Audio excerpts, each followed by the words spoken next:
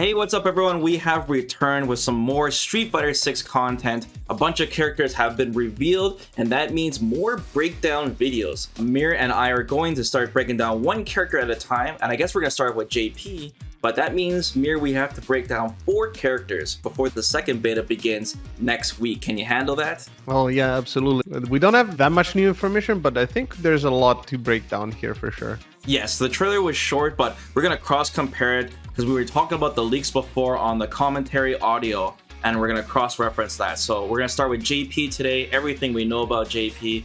The first thing is that when we were talking about his commentary before, Amir, we didn't get any hints on him using Psycho Power. Only on the initial leak describing the character, but not from the audio tracks. But it turns out that looks like all of his special moves use Psycho Power. It does seem that JP is a little bit of a scholar of Psycho Power, almost as if he's found this technique, right? After Bison's demise and decided to implement it in his own fighting style, almost as if he didn't really believe that Bison could figure it out, but he could. Yeah, there's a lot of subtle hints. And a lot of people are even pointing it out. They're like freezing the footage during any of his special attacks, and you could kind of see like a spirit, like a hand figure. And people are even saying, hey, they could see M.Bison. But honestly, Mir, I'm like looking at these screenshots in 4K, and I can't see it. It's like kind of like when someone says they see something in the clouds, like a picture in the clouds, but I don't know. I can see where people are coming from, though, especially because it is the Psycho Power, and like I was saying, it seems that JP is trying to rediscover this lost art. It's possible that some of the Bison's moves will be implemented into his attacks in a way or another, right? Maybe that's what people are seeing. They're recognizing some of the motions rather than necessarily the character itself. So let's start breaking down the gameplay, Mir. So it turns out that he is not, in fact, a wizard with tons of elements like we predicted, but everything else, like the flow of him teleporting around and being like a zoner who manipulates everything to, his Psycho Power to do his dirty work and capitalize on the opponent when they're at their weakest. That all, how it looks, is how I visioned it myself personally. So let's go through the trailer in order of the attacks, Mir. The first thing we see is this 2-hit target combo where JP whacks Ken twice with his cane, and it seems to be super long range. The second hit looks almost like it is an overhead. It's striking from above. Yeah, that'd be crazy. I mean, it'd also be cool if he had some kind of other combination where he hits low instead as a mix-up, because we're assuming that there's some moves that we haven't seen yet that are probably traps, and it's something to lock the opponent down with this target combo. Probably complements his tool set. If the first hit is cancelable, you could cancel into one of his special moves that we're going to discuss later, which might be a low, and that could mix it up with the overhead. So the first special move we see is this Psycho Cane Swipe. Now, I don't know for sure, but I think this might be his Chernobog that we heard from before.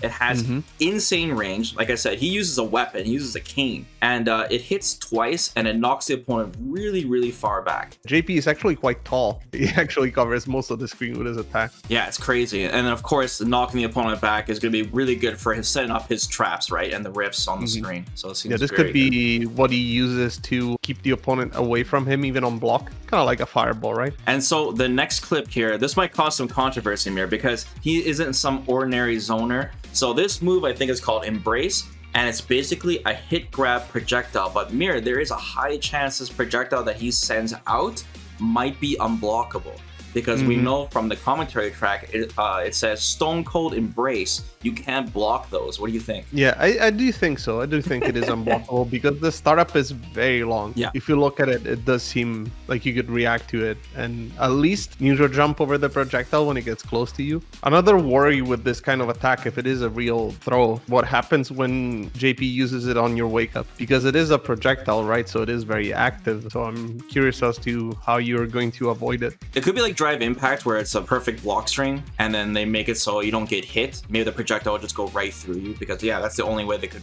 balance it, like you said. It really does suit the character's playstyle, Mir, manipulating the opponent, making him have to jump because he has to avoid it. I think that's really cool. When the projectile does hit the opponent, the spirit, the Psycho Power, literally grabs the opponent and throws them away. This is very punishing, unlike most projectiles where if you get hit, right, it's actually a lot of damage and it forces you back. Now this next sequence we see a lot here, so I'm gonna try to go through it one at a time. So the first thing we see is JP's OD departure. So this is where JP snaps his fingers and he places 2 rifts on the screen, if you will, on the far left side of the screen. Now, the normal version of this most likely just puts down one rift. And the OD version that you see that puts down two probably has 3 different positions. Mirror, you know, with like light punch, heavy punch, medium punch, heavy punch. I was thinking maybe it's homing. Like it would always place around the opponent character back and forth. Yeah, it's possible. But either case, JP is able to teleport to this rift or detonate them. It seems that when he uses the OD version, he does both at the same time, where the one on the right detonates and he teleports to the one at the left. Yeah, and I would assume that he actually gets to pick on which one he's going to teleport. Kind of like Dalsim is able to teleport both in front of you or behind you. I would imagine when he places down the rift mirror, he probably has to repeat the input to teleport to it, you know? So you can't just... Yeah, I think so. Place it again. In the blog description, it says JP uses departure, placing a void of power in the air, which can then be turned into thorns, or could be used to teleport him to its location. So the detonation is called thorns, which is very interesting. This means JP is a pretty complex character, Mirror, where you have to pay attention to a lot of things on the screen, right, to keep the opponent under control. Okay, so after he sets the departure, we then see him send out another projectile, but this one moves alongside the ground, and it looks like this like psycho power spirit that dashes towards the opponent. So I think this one is called Torbalin, and it does one hit with the swipe, and it doesn't knock the opponent down, but it keeps them locked as he teleports and continues the combo. Yeah, and based on the way Ken recoils in the trailer, I think it might be a low. Oh, really? Because you see Ken's leg being swiped off. It's possible. It would make sense with the rest of his mix-up, right? Because otherwise, why would you really get hit by this? We're getting to like Mortal Kombat territory here. Like hitting low and like different like states of projectiles hitting different spots. But at least that would be one way for him to open you up, right? Especially if you're looking for an overhead of some kind. You could also get hit low from a range with this move. So after he combos after this Torbalin move, he teleports and then he juggles with, I think, standing heavy kick, a 2-hit kick, and then he goes into a spiky pillar from the ground, which we think is called Tree Glove, and this is his third zoning tool, and probably a combo ender as well. It could also be a far range anti-air, considering how far in the air it goes, right? The spike covers quite a lot of ground. I'm curious to see what the pushback is. I want to say if it is unblocked, because it does seem quite powerful just looking at it. Thinking like maybe like Dizzy, how she like, you know, erupts a pillar from the ground ice. And that's what another thing we thought would be like some kind of element, but JP seems very like the anime-ish the way his character plays so far, so I'm kind of like comparing it to that. The last thing we see Mirror is his level 3 called Interdiction. At the very startup Mirror, before it even hits, if you go through it like frame by frame, you see JP actually just vanish, and it seems like he's doing M.Bison's dash. So I wonder if he just like dashes forward, swoops forward, if it'd be good to use against other projectiles, for example. What if it is just full screen? He teleports behind you, nothing personal. Yeah, Nash style, that'd be sick.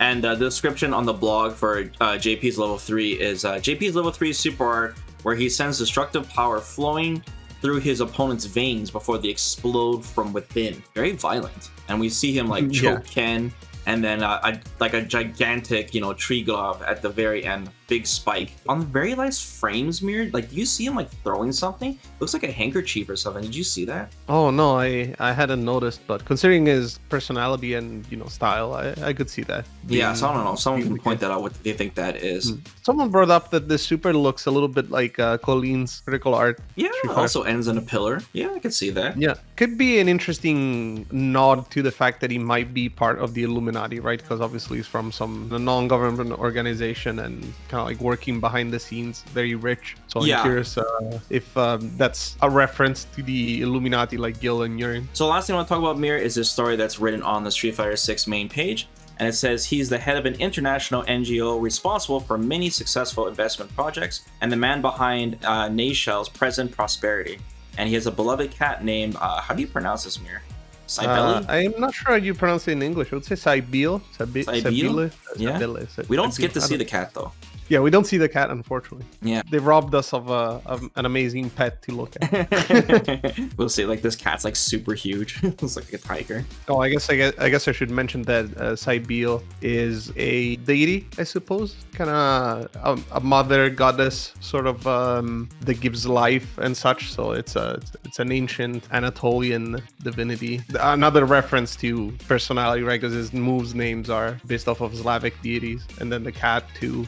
based on another deity. So I'm curious, what's this fascination with religion that he's got? When we first see JP being revealed, he says he was obsessed, you see, but finding an appropriate vessel for this power.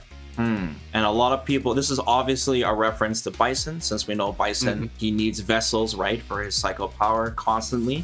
Right, this is kind of what I was hinting at before, that I think he's almost like a scholar of a lost power, which would be the psycho power, right? It's almost as if he's found it, or found about M.Bison's plotting and story and how he wanted to really unlock the psycho power, I guess. Now that Bison's gone, he's the one that is trying to figure that one out, you know? To me, the way it sounds like, it's almost as if he's being, not condescending, but he doesn't think that Bison could have figured it out, but he somehow, because of his means or maybe his education or whatever, he thinks that he can. There are many Bison theories going on with JP. A lot of people there's a lot of, that could be anything, right? People are saying JP could maybe even be a master of Bison, or the other way around, he could have been another student or another vessel that escaped, right? There's a lot of possibilities, and hopefully Capcom will reveal more. Also, he's more than likely the person responsible for framing Ken because he's against Ken in the trailer. I'm sure that's no coincidence here. There's definitely some ties with M.Bison, with JP, and of course the Illuminati, because he has so much control over the world. Very, very interesting. I think JP will be a very cool villain in the game, and I can't wait to learn more about the character. His playstyle looks awesome.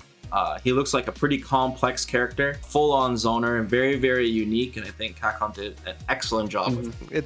It's neat to see a design this unique, and the reaction that many people had for this character seemed to be positive. It seems like people like him, which is good. For sure. So guys, let us know what you guys think of JP. Are you thinking of maining him? Are you guys glad how he turned out? Don't forget, we'll be breaking down the other characters as well, going through everything we know, so look forward to that real soon. Anyways, guys, take care. Peace. Bye-bye.